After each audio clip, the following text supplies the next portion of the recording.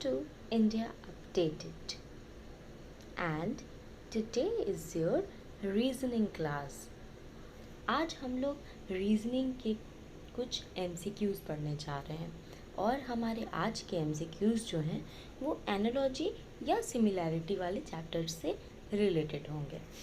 सो ये सारे questions SSC या किसी भी गवर्नमेंट एग्ज़ाम से रिलेटेड होंगे जो कि आप लोग आराम से देखकर इसे समझ सकते हैं. और मैं श्रिया आप लोगों की सारी डाउट्स क्लियर करने की पूरी कोशिश करूँगी. सो पहले क्वेश्चन पर चलते हैं. हमारा पहला क्वेश्चन है, in each of the following question select the related word given from given alternatives. इसका है पहला, टच फील के बराबर होता है, तो ग्रीट किसके बराबर होगा. जब हम किसी को टच करते हैं तो हमें एक फीलिंग होती है, तो अगर हम लोग किसी को ग्रीट करेंगे तो उससे क्या होना चाहिए. हम लोग ऑप्शंस में जाते हैं. सी एनालॉजी और सिमिलैरिटी का ये एक फंडा होता है कि हम लोग ऑप्शंस को एलिमिनेट करके आंसर ढूंढ सकते हैं, उससे आंसर ढूंढने में ज़्यादा आसानी होती है.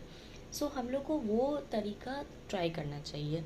इवन किसी भी MCQ वाले क्वेश्चंस में अगर हम ऑप्शंस को एलिमिनेट करने के मेथड को ट्राई करेंगे तो वो ज़्यादा इजी होता है आंसर ढूंढने के लिए. जैसे अभी हमारा पहला ऑप्शन है स्माइल, तो स्माइल करना एक ग्रीट करने का तरीका है, लेकिन टच फील के साथ वो नहीं जा रहा है, इसलिए ये आंसर नहीं होना चाहिए. सेकंड में आते हैं. सेकंड पॉइंट है एक्नॉलेज. एक्नॉलेज मीन्स होता है ग्रीट का जेस्चर क्या है, एक्नॉलेज. तो हमारा सही आंसर एक्नॉलेज ही होना चाहिए, क्योंकि सक्सेस और मैनर जो है वो उसका ग्रीट से कोई मतलब नहीं है. इसीलिए मेरे हिसाब से हमारा करेक्ट आंसर एक्नॉलेज होना चाहिए. And we are correct. Touch has a feeling effect, similarly greet is acknowledged. Next question में चलते हैं. नेक्स्ट क्वेश्चन, हाउस रूम तो वर्ल्ड के बराबर क्या होगा.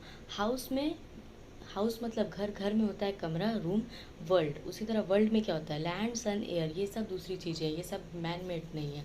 बट नेशन जो है मैन मेड है, और वर्ल्ड में क्या होता है, नेशन. इसलिए मेरे हिसाब से आंसर होना चाहिए नेशन, और हमारा आंसर है बिल्कुल सही, नेशन.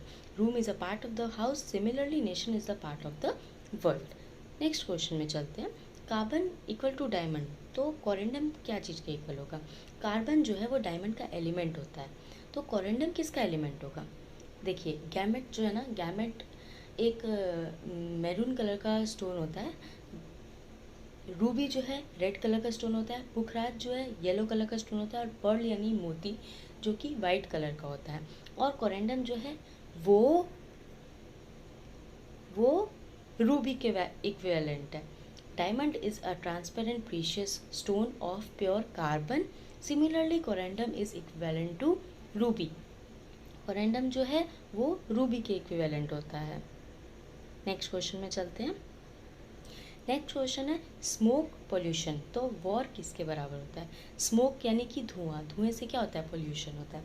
उसी तरह वॉर माने झगड़ा, झगड़े से क्या होगा, झगड़े से विक्ट्री एक ही पार्टी को मिल सकती है. कभी भी झगड़े में दोनों पार्टी नहीं जीत सकती है, इसलिए विक्ट्री नहीं होना चाहिए. पीस जो है, पीस हर वॉर में नहीं होता है. पीस यानी शांति, शांति हर वॉर में नहीं होती है.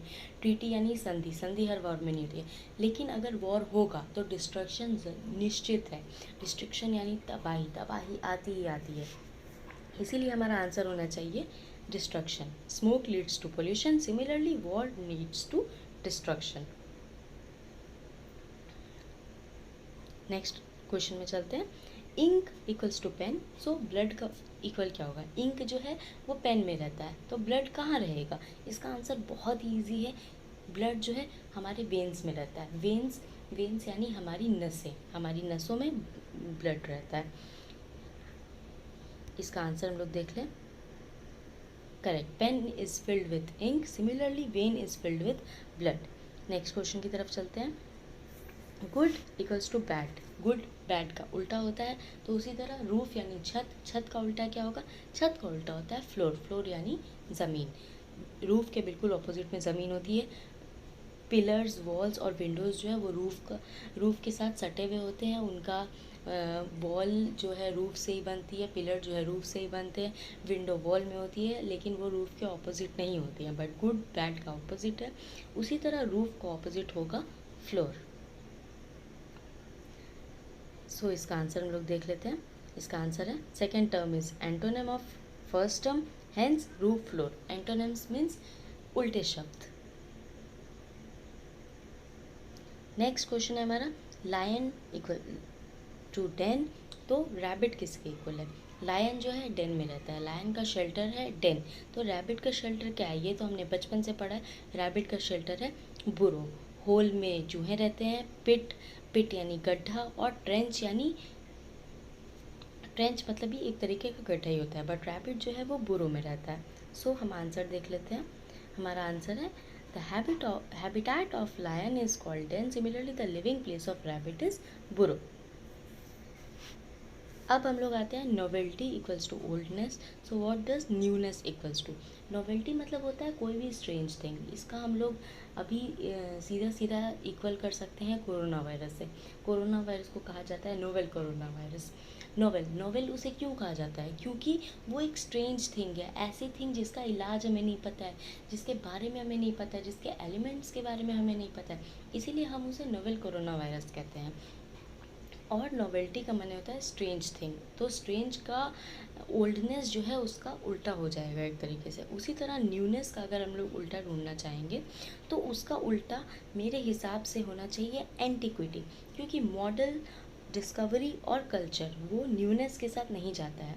डिस्कवरी कोई न्यू चीज़ की हो सकती है, ठीक है, कल्चर कोई भी हो सकता है, मॉडल तो बिल्कुल ही अलग चीज़ हो जाती है। इसीलिए हमारा आंसर होना चाहिए antiquity. Antiquity means, novelty means the quality of being new, different or strange. Oldness shows just the opposite meaning of novelty. Oldness novelty के बिल्कुल opposite है। Antiquity means the ancient past, an object from ancient times. बहुत पुराने time से जो object होती है उसे कहा जाता है एंटिक्विटी। सो न्यूनेस का ऑपोजिट होगा antiquity. Moving to the next question, detective informer, तो रिपोर्टर क्या होना चाहिए?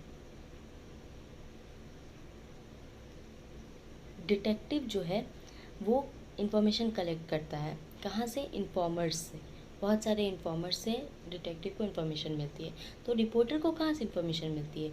रिपोर्टर को इन्फॉर्मेशन मिलती है, reporter collects news from sources. तो हमारा करेक्ट आंसर होना चाहिए सोर्सेज, बिकॉज एडिटोरियल, न्यूज़ या ऐसे ये सब वो चीज़ें होती हैं जो न्यूज़पेपर में छपती हैं, लेकिन रिपोर्टर को न्यूज़ कहाँ से मिलती है? That is called source. So moving to the next question, genuine equals to authentic, तो what does mirage will equal to? Genuine मतलब होता है कुछ भी एक्चुअल चीज़ जिसमें सच्चाई हो, ठीक है। ऑथेंटिक जिस पे हम लोग भरोसा कर सकें, मतलब ये दोनों वर्ड्स एक दूसरे के सिनोनिम्स है जिनका मीनिंग जो है सिमिलर होता है। जेन्युइन, ऑथेंटिक, तो मिराज, लेकिन मिराज जो है वो होता है एक ऑप्टिकल इल्यूजन, मतलब उसमें सच्चाई नहीं होती है, वो सिर्फ एक भ्रम होता है। एक भ्रम को हम लोग कह सकते हैं मिराज। तो क्योंकि हम लोग मिराज को ऑप्टिकल इल्यूजन भी कहते हैं, इसीलिए इसका आंसर सीधे तरीके से हो जाएगा इल्यूजन। इल्यूजन मतलब भ्रम।